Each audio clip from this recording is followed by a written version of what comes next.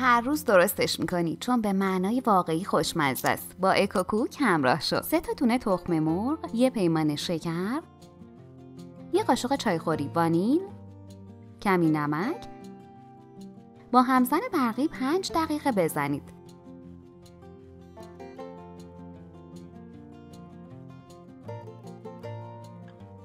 نصف پیمانه روغن،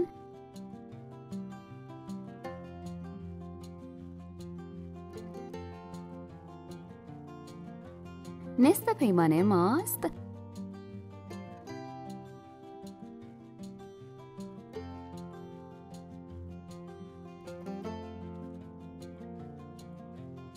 دو پیمانه آرد و 2 قاشق چایخوری بیکینگ پودر رو روی مواد علک کنید و با همزن دستی هم بزنید.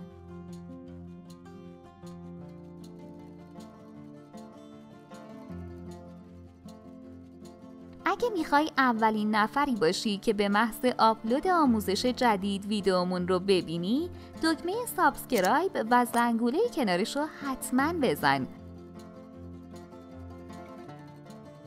کف قالب که کاغذ روغنی انداختید نصف مواد رو بریزید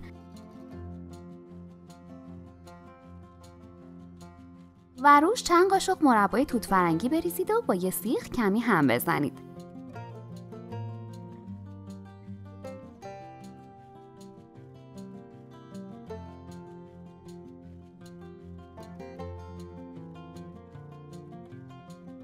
بقیه مواد رو بریزید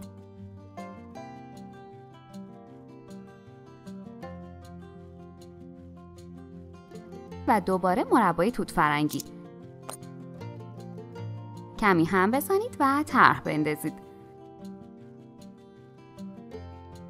40 دقیقه داخل فرن با دمای 180 درجه بذارید تا پخته بشه.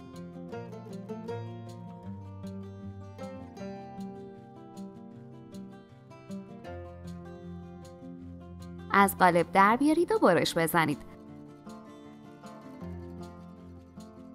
عزیزان، تک تک لایک ها و کامنت های پرمهری که میذارید برامون بسیار با ارزشه.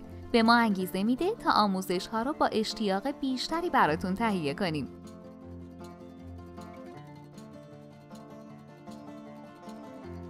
بفرمایید، اینم از یک کیک توت فرنگی خوش عطر و طعم. بافتش عالیه، نوش جان. اگه این آموزش رو دوست داشتید پس قطعاً دیدن این ویدیو برای دوستانتون هم جالبه. حتما براشون بفرست تا اونا هم استفاده کنن. و در آخر یادتون باشه که سابسکرایب شما عزیزان باعث میشه تا بتونیم ویدیوهای بهتر و با کیفیت تری تهیه کنیم.